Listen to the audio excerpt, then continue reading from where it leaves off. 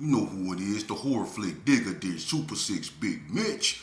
And I'm kicking in doors with all three O's. And I'm bringing 28 101s because we Vegas sons, it's the Chronicles.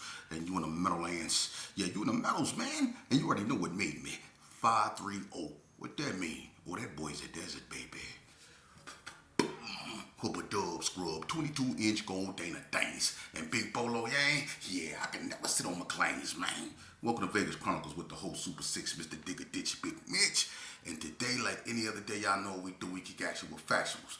No additives, no preservative, just raw and uncut. Like what? Like summer sausages and crackers. Welcome to Vegas Chronicles, man. This is part two of what I just did. I just dropped a video concerning the seriousness of drug abuse in gangs. I'm gonna pick up where I left off. Yeah, I popped a man, pit bull, man, and I remember running through the desert, and I could hear him, I could still hear him, that old man screaming and crying, you know, and it was a holler, one of them Teddy Pendergrass holler. I'll never forget it, man, you know. But dabbing with that water, man, you know, as time went on, you really start to see the effects that it had on different neighborhoods. Dudes was really becoming burnt out. And then, you know, without us even knowing that was the gangbangers crack. That was the gangbangers crack, that water. But right after that water came that powder, you know. And at first, people that was on that powder were the more player type of dudes, you know, the dudes that like to, you know, be on the blades and all of those stuff, you know, all that, you know, they was more or less doing that powder stuff, but then that powder started to seep its head up in, you know, into the gang thang culture, you know, the gang bang culture. And after that came, you know, I can go on and on. But drug abuse, man, people don't understand the seriousness of it, and I can't stress that enough, man. We focus on so much stuff, man, in our community, the wrong things, you know, but we never focus on the seriousness of drug abuse, man. And I'm gonna tell you something. It's a large percentage of crimes that was committed that probably wouldn't have been committed if people weren't on drugs, man. So don't never underestimate the influence or the impact that drug has on not just individual, not just gangs, but our community as a whole, man. We've had uncles, aunties, mothers, sisters, and brothers who have been, you know, that had addictions to things, man. And we had to deal with that. And I'm going to tell you something about that water, man, the seriousness of that water. It's a lot of guys that never came out of that, man. It's a lot of guys that left this earth messing with that water, man. You know? And I mean, it's been going on for so long. You barely even hear about the crack epidemic or crack in general. But that water, man, is still here and it's strong, man. And it's knocking these youngsters off, man. You know? The biggest mistake a person can do, man, is put themselves in a situation to where they get themselves locked up or they put themselves under that grass, man. So you have to be mindful of that, man. And you youngsters out here, y'all minds not even fully developed, but yet y'all messing with powerful substances, man. And a lot of y'all don't know, all it takes is one hit. It didn't used to be like that, but this is how serious this got. All it takes is one hit, man, and you out of there, man. And then you have people disrespecting God. You have people doing drugs in front of churches. When did we start doing that? When did we start doing drugs in front of churches, in front of God's house, man? And you wonder why when you guys out there smoking that stuff, you dropping you out of here, man. Because y'all disrespecting God, man. We not just disrespecting ourselves. We not just disrespecting our children or our mothers. We disrespecting the Lord, man. We bringing that stuff, and then to keep it real, some people have been under the influence of that water and went to funerals on that water because they telling themselves they need it to stay calm, but you in the Lord house full of that water. Keep it real. How many people that been into the Lord's house because one of their homeboys was unalived and they went to the funeral and they were so emotional. Before they walked up in there, they got with some other homies and they didn't hit one of them things and went into the Lord's house full of that madness and full of that mess. And we wonder why we falling out, man. Drug abuse, man, is serious, man. You trust me, I know. I used to be on that water, man. Tough. That was my Achilles heel, man.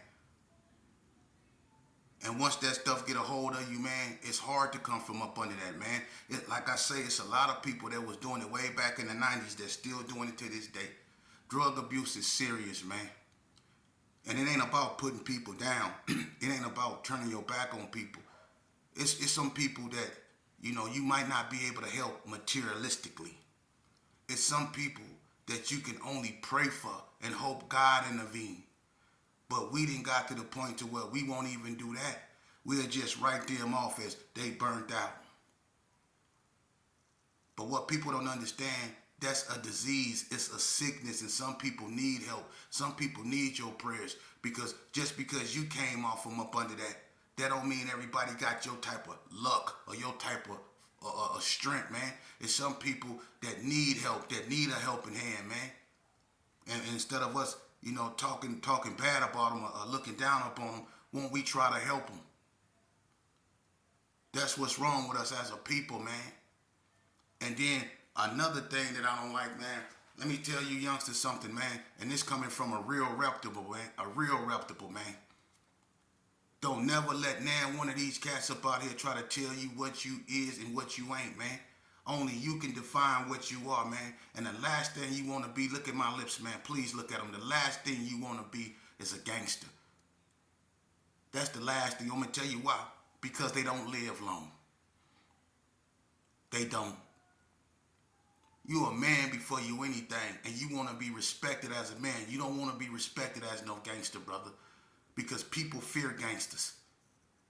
And the last thing you want to do is scare somebody in 2025, man. Everybody got them things. Gangbangers ain't the only one that got them now. And people not running no more. They standing their ground. You see? I've been telling y'all, man, the best thing for you to do in 2025 is be smart. Use your mind, not your emotions. Your emotions is going to get you unalive, man. Leave them drugs alone. It's a choice to do that, man. Just like it's a choice to smoke cigarettes. A lot of y'all stop smoking that stuff when y'all get in a fight and you get whooped out. Y'all leave them squares alone. Well, if you see your homeboys and people in general falling out for messing with that stuff, don't you think that's a good indicator that you should leave that alone too? I'm just saying, and then y'all doing it in front of God's house, man? Are you serious? I mean, at one point, man, we as a people, we as black people, man, gonna have to really look at ourselves, man. We want other people to look at what they do, but we don't want to take a look at ourselves. When we go look at this mirror we keep avoiding, man. If we want to cure our communities, homie, we gonna have to take a honest look at ourselves, man. Quit criticizing people that bring positive messages, man. These people that actually care about your kids more than a lot of y'all do. You got guys up out here, man, that's really from the streets, that really want your children to live, that don't want your children to suffer the same fate that I suffer, that other people suffer. It's guys that's not here no more that can't raise their kids. They didn't make it to see their kids live, man. But God left us here, so us being here, we are obligated to be father figures, role models. Even if we don't want to be, we obligated because he left us here. When we could have been under the grass with the homies. You see? Hey, man, drug abuse is serious. For real. And man, y'all need to get y'all kids, and I'm not preaching, I'm telling you the truth. There's a lot of riders out here, man, that go to bed every night, and I'm gonna tell you something, there's a lot of them stressed out. Some people, I'm telling you, some people drink and all this right here because they so stressed out. Why y'all stressed out, homie? Because y'all won't look in the mirror and accept what we've done. Accept it. That's how you heal. We want to stay hard because the homies think it's weak if you apologize to someone. The homies think it's weak if you feel remorse for what you did. The homies think that weak. They frown upon that. But see, that makes you weak because you still concerned about what they think. That's what got you in that mess in the first place. Being worried about what other people think. That's what got me in that mess. Being worried about what other people think. Instead of being worried about what I think. And that's been the greatest Achilles heel to young black men. They get caught up in gangs. They end up loving their gangs more than they love themselves.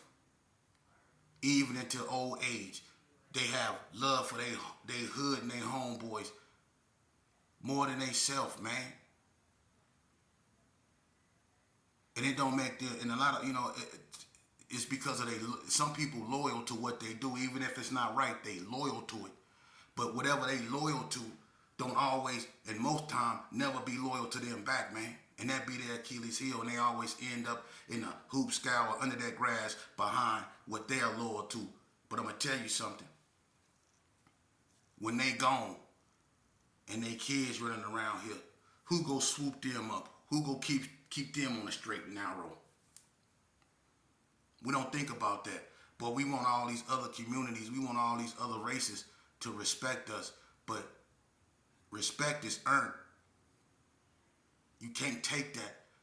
And people not gonna start respecting us until they see us respecting ourselves. We the key to our own liberation. We turned our backs on God, not all of us, but a lot of us have. And he putting us in a position to where we gonna have to turn back to him. Now I'm just bringing y'all this message, and it ain't gonna be long, but this was part 2 of the seriousness of drug abuse and gangs. My advice to you, don't join gangs.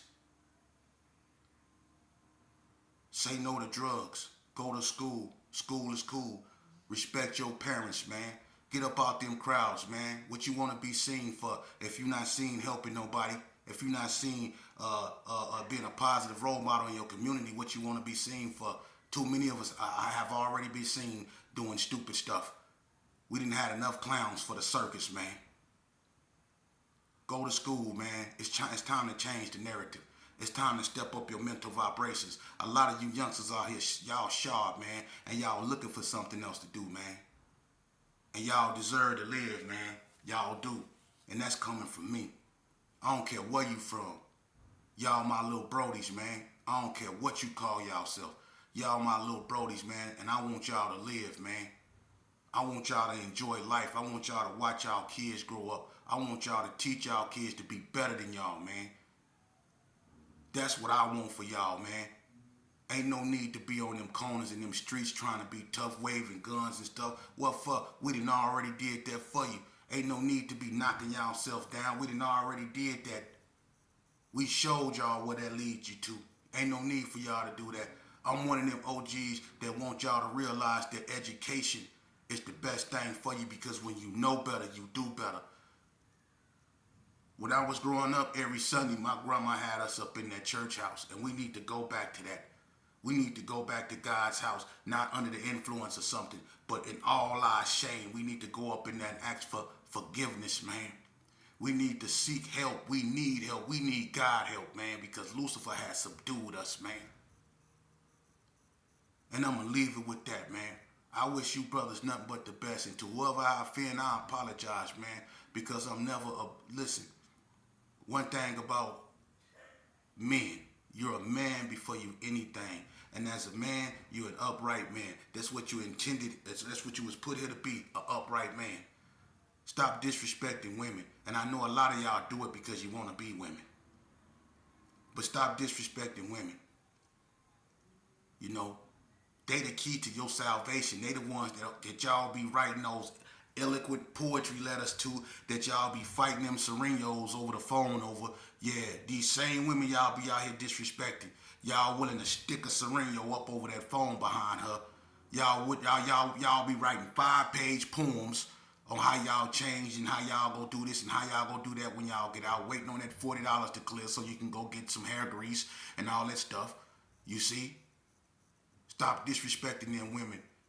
Raise your children, invest in them, get away from your homeboys. You've been around them too damn long, and you ain't went nowhere with them.